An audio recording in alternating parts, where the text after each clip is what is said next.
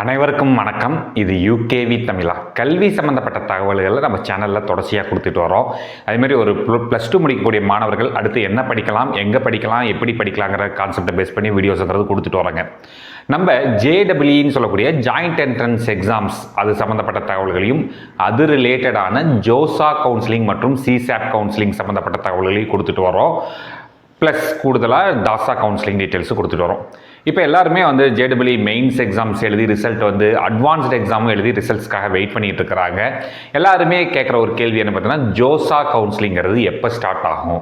So இந்த ஜோசா கவுன்சிலிங்கில் என்ன மாதிரியான ப்ராசஸ்லாம் இருக்குது, என்ன ஃபீ பே பண்ணணும், இது மாதிரி நிறைய கேள்விகள் பேரண்ட்ஸ் அண்ட் ஸ்டூடெண்ட்ஸ் கண்டினியூஸாக கேட்டுட்டு இருந்தாங்க.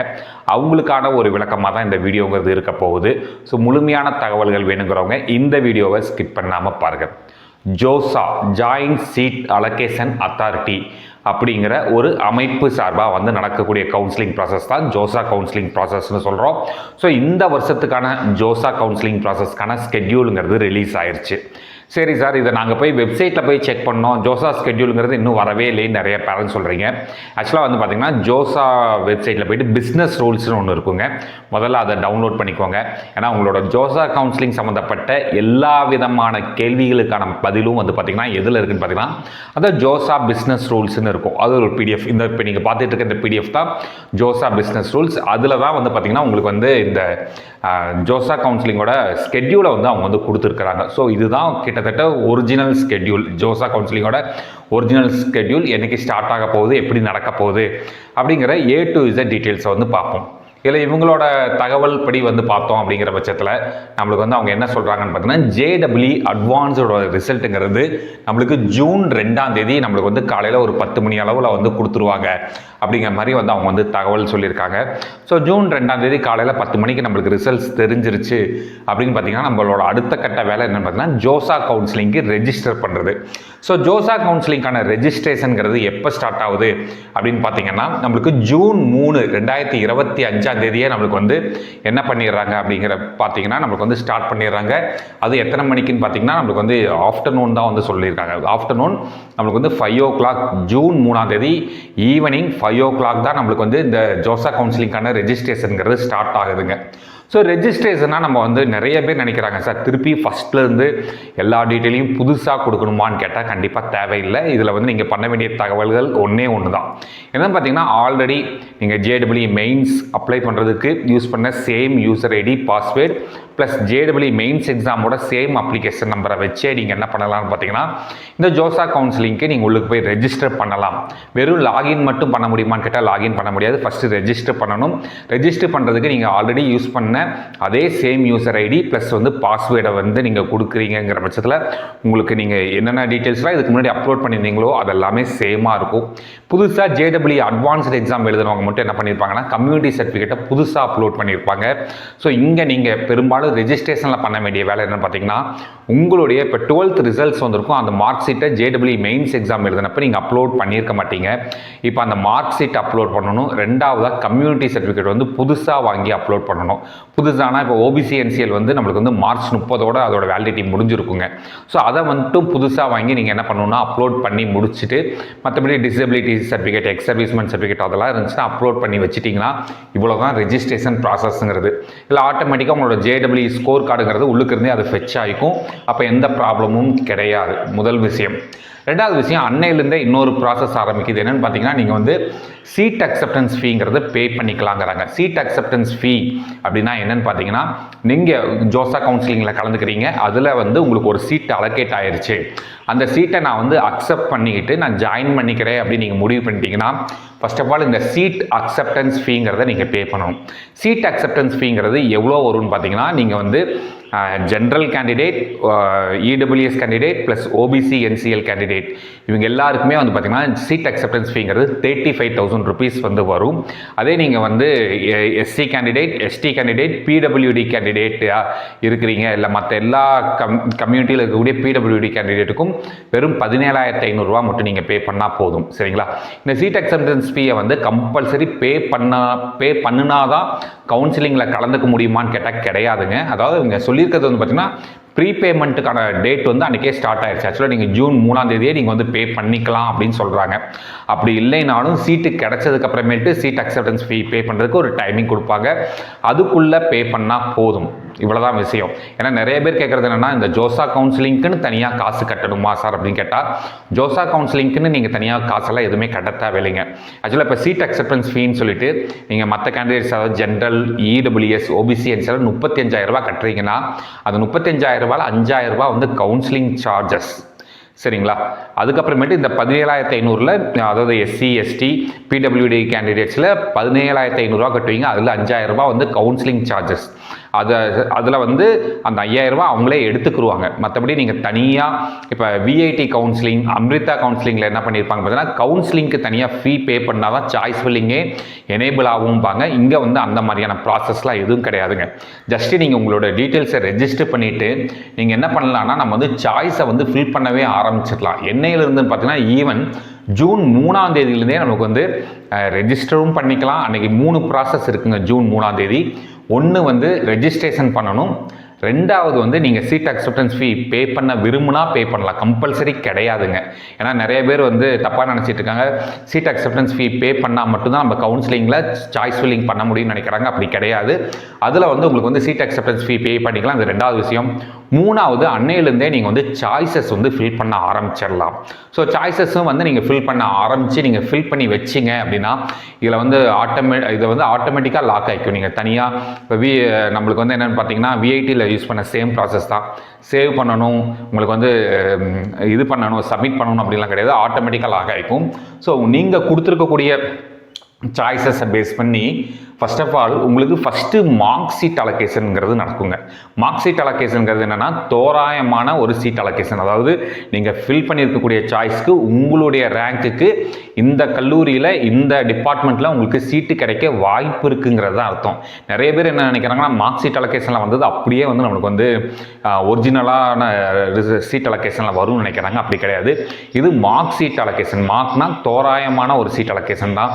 ஸோ அப்போ கண்டிப்பாக வந்து பார்த்தீங்கன்னா, நீங்கள் ஃபில் பண்ணி வச்சிருக்கக்கூடிய சாய்ஸை பேஸ் பண்ணி ஜூன் 9ஆம் தேதி மார்க் சீட் அலோகேஷன் 1ங்கிறது கிடைக்கும் அப்படிங்கிற மாதிரி சொல்கிறாங்க. அந்த மார்க் சீட் அலோகேஷனை வச்சு நீங்கள் வந்து அந்த சாய்ஸஸை திருப்பி ரீஆல்டரும் பண்ணலாம்.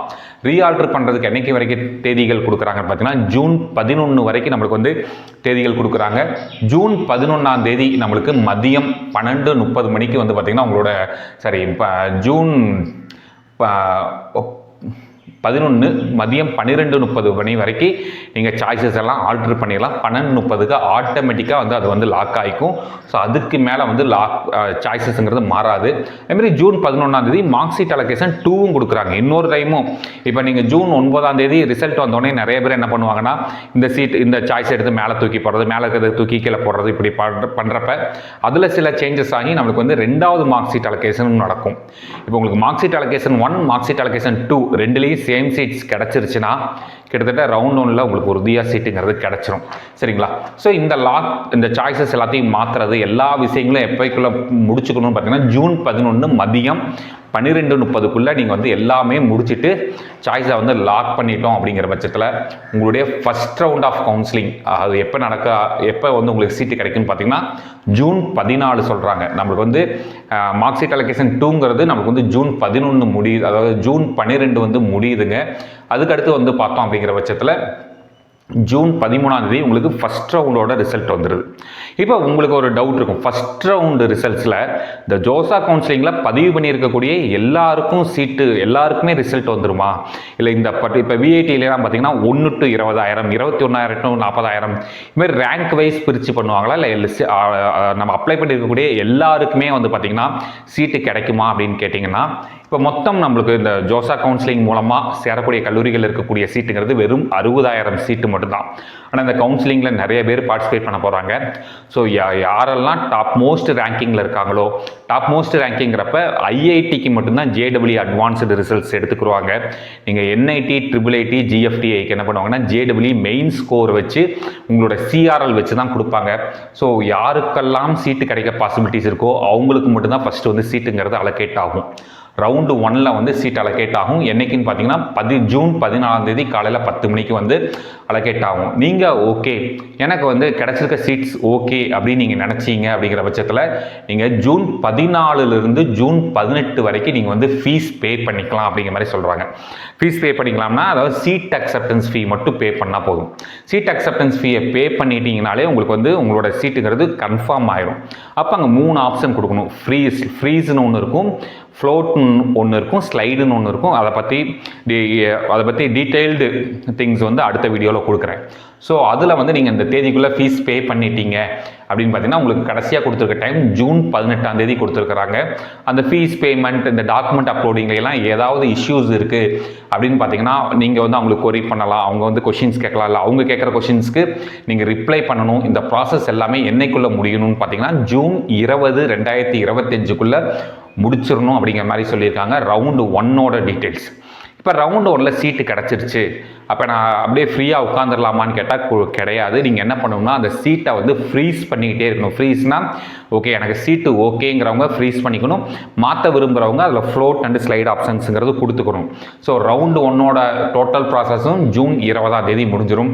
இது அப்படியே அந்த சைக்கிளிங் ப்ராசஸ்ங்கிறது போயிட்டே இருக்கும். அப்போ வந்து இந்த ஃபஸ்ட் ரவுண்டில் சில பேர்த்துக்கு வந்து கிடைச்ச சீட்ஸு வேண்டான்னு சொல்லுவாங்க, சில பேர் வந்து ஃப்ளோட்டிங் பண்ணுவாங்க.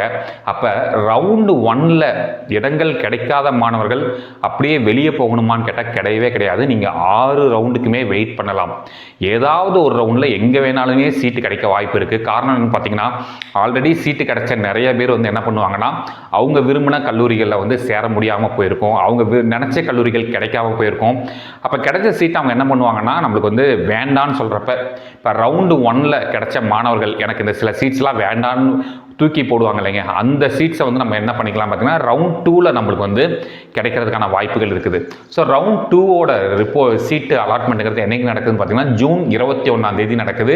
அந்த ஜூன் 21லேருந்து ஜூன் 25 சீட்டு கிடைச்ச மாணவர்கள், ரவுண்ட் 2ல் புதுசாக கிடைச்ச மாணவர்கள் மட்டும் என்ன பண்ணிக்கலாம்னு பார்த்தீங்கன்னா நீங்கள் வந்து சீட் அக்செப்டன்ஸ் ஃபீ பே பண்ணிக்கலாம். அதுக்கப்புறம் அதோட குவரிஸ், அந்த ஃபீ பேமெண்ட் ப்ராசஸ் இது எல்லாமே என்னைக்குள்ளே முடிச்சுக்கணும்னா ஜூன் 27 முடிச்சுக்கலாம் அப்படிங்கிற மாதிரி சொல்கிறாங்க. ரெண்டாவது இன்னொரு விஷயம் இருக்குது. இப்போ ஃபஸ்ட் ரவுண்டில் சீட்டு கிடைச்ச மாணவர்கள் எனக்கு இந்த சீட்டெல்லாம் வேண்டாம், நான் சீட்டை வித்ட்ரா பண்ணிக்கிறேன், அதாவது வித்ட்ரானா திருப்பி நான் கொடுத்துக்கிறேன் அப்படின்னு முடிவு பண்ணக்கூடிய மாணவர்கள் ஜூன் 22லேருந்து 26 நீங்கள் வந்து சீட்ஸ் எல்லாம் வித்ட்ரா பண்ணிட்டீங்க அப்படின்னா உங்களுக்கான சீட் அக்செப்டன்ஸ் ஃபீ பே பண்ணியிருக்கவங்களுக்கு அந்த அமௌண்ட்டுங்கிறது ரீஃபண்ட் ஆகும். சம் பர்டிகுலர் அமௌண்ட்டை மட்டும் அவங்க எடுத்துக்கிட்டு முடிஞ்ச அளவுக்கு வந்து அவங்க வந்து ரீஃபண்ட் பண்ணிடுவாங்க. அடுத்து ரவுண்ட் 3 ஸ்டூடெண்ட்ஸ். ரவுண்ட் 3 இப்போ ரவுண்ட் 3ங்கிறது என்ன முக்கியமான ப்ராசஸ் நடக்கும்னு பார்த்தீங்கன்னா இந்த ஜூன் 22லேருந்து 27 யாரெல்லாம் சீட் வித்ட்ரா பண்ணாங்களோ அந்த சீட்ஸ் எல்லாமே எங்கே டைரெக்டாக வரும்னா ரவுண்ட் 3க்கு தான் வரும். இப்போ ரவுண்ட் 3ல் முக்கியமாக வெயிட் பண்ண வேண்டியது ஸ்டூடெண்ட்ஸோட வேலை. ஸோ ரவுண்ட் 3க்கு வந்து பார்த்தோம் அப்படிங்கிற பட்சத்தில் ஜூன் 28 ஆரம்பிக்குதுன்னு சொல்கிறாங்க. ஜூன் 28 சீட் அலோகேஷன்ங்கிறது நடக்கும். அதுக்கடுத்து வந்து பார்த்திங்கன்னா அதோட ஃபீ பேமெண்ட் லாஸ்ட் டேட் ஜூலை 2. அதுக்கப்புறம் அந்த குவரிஸ் எல்லாமே ப்ராசஸ் பண்ணி முடிக்கிறதுக்கு ஜூலை 3 வரைக்கும் டைம் கொடுக்குறாங்க.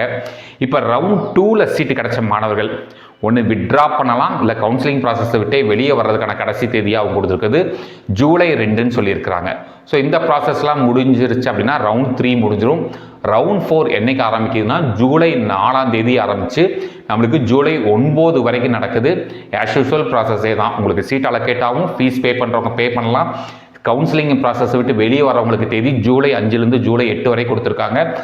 ரவுண்ட் 4ங்கிறது ஜூலை 9 முடிஞ்சிடும் அப்படிங்கிற மாதிரி சொல்கிறாங்க. அடுத்து ரவுண்டு 5 ஜூலை 10 ஆரம்பிக்குது. ஜூலை 10 சீட்டுங்கிறது அலோகேட் ஆகும். அதுபோக இந்த ஆன்லைன் ரிப்போர்ட்டிங், ஃபீ பேமெண்ட் எல்லாம் உங்களுக்கு ஜூலை 15 பண்ண சொல்லியிருக்கிறாங்க. இதுலேருந்து இந்த கவுன்சிலிங் ப்ராசஸில் இருந்து வெளியே வந்துக்கலாம். இல்லை எனக்கு சீட்டு வேண்டாங்கிறவங்க, இதுக்கு முன்னாடி ரவுண்ட்ஸில் இருக்கவங்கலாம் கூட வந்து என்ன பண்ணலாம்னு பார்த்தீங்கன்னா நமக்கு வந்து சீட்டு வேண்டாங்கிறவங்க ஜூலை 14 இதெல்லாமே எனக்கு வேண்டாம்னு சொல்லிட்டு வெளியே வர்றவங்க வந்துக்கலாம். சீட்டை வித்ட்ரா பண்ணுறவங்க பண்ணிக்கலாம். இந்த ப்ராசஸ் எல்லாமே முடிகிறதுக்கு ஜூலை 15 சொல்லியிருக்கிறாங்க.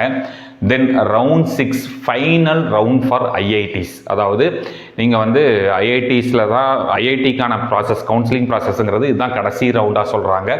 6வது ரவுண்டு சொல்கிறாங்க. 6வது ரவுண்டோட சீட் அலோகேஷனுங்கிறது நம்மளுக்கு ஜூலை 16 சொல்கிறாங்க. சேம் ப்ராசஸ் தான். ஃபீஸ் பேமெண்ட், அந்த ஃபீஸ் பேமெண்ட் இஷ்யூ இதெல்லாமே முடிக்கிறதுக்கு ஜூலை 22ஆம் தேதி முடிஞ்சிருதுங்க. ஸோ ஜோசா கவுன்சிலிங்கிறது நமக்கு வந்து இந்த ஜூலை 22ஆம் தேதி முடிஞ்சிருது. இந்த ஜூலை 22ஆம் தேதிக்குள்ளே ஐஐடிஸில் இருக்கக்கூடிய சீட்ஸ் எல்லாமே ஃபுல் ஆகிரும். ஸோ ஜூலை 22 வரைக்கும் வெயிட் பண்ணணும்னு கூட கிடையாது. ஃபஸ்ட் ரவுண்ட் செகண்ட் ரவுண்ட்லேயே சீட்டு ஃபுல் ஆயிரும். இதை தாண்டி வேறு ஏதாவது சீட்ஸ் ஜாயின் பண்ணவங்க விட்டுட்டு போயிருக்கிறாங்க, இல்லை எனக்கு கிடைச்ச சீட்ஸ் வேண்டான்னு போயிருக்கிறவங்களுக்கு வந்து ஜூலை 22ஆம் தேதியோட உங்களோட ஜோசா கவுன்சிலிங் ப்ராசஸ்ங்கிறது முடிஞ்சதுங்க. அதுக்கடுத்து என்ன ஆகும்னு பார்த்தீங்கன்னா நம்மளுக்கு வந்து ஜூலை 22க்கு மேலே தான் சிசாப் கவுன்சிலிங்னு சொல்லுவாங்க. இந்த என்ஐடி ப்ளஸ் சிஸ்டம்ஸ்னு சொல்லுவாங்க. சிசாப் கவுன்சிலிங்கிறது பெரும்பாலும் இவங்க சொல்கிற தேதிப்படி பார்த்தோம் அப்படிங்கிற பட்சத்தில் பார்த்தோம் அப்படின்னா உங்களுக்கு ஜூலை 23ஆம் தேதி வந்து உங்களுக்கு வந்து சிசாப் கவுன்சிலிங்கிறது ஆரம்பிக்கிறதுக்கான பாசிபிலிட்டிஸ் இருக்குங்கிறாங்க. அதை பற்றின டீட்டெயில்ஸ் அடுத்து பார்ப்போங்க. ஸோ இதுதான் டோட்டலாக ஜோசா கவுன்சிலிங்கோட இந்த வருஷம் 2025ஆம் வருடத்துக்கான ப்ராசஸ். அதே மாதிரி வந்து நிறைய பேர் தாசா கவுன்சிலிங் கேட்டிருந்தீங்க.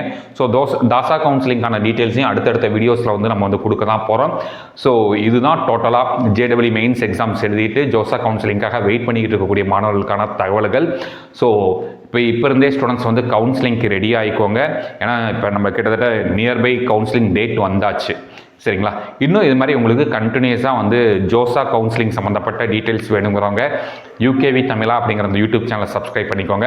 மற்றும் உங்களுக்கு இந்த ஜோசா கவுன்சிலிங் சம்மந்தமாக ஏதாவது டவுட்ஸ் இருக்குது, இல்லை இந்த சாய்ஸ் ஃபில்லிங் கைடன்ஸ் வேணும், சாய்ஸ் ஃபில்லிங் சர்வீசஸ் வேணுங்கிறவங்க நீங்கள் தாராளமாக எங்களை காண்டாக்ட் பண்ணலாம். நாங்கள் உங்களுக்கு முடிஞ்ச அளவுக்கு சாய்ஸ் ஃபில்லிங் சர்வீஸ் வந்து பண்ணித்தரதுக்கு ரெடியாக இருக்கிறோம்.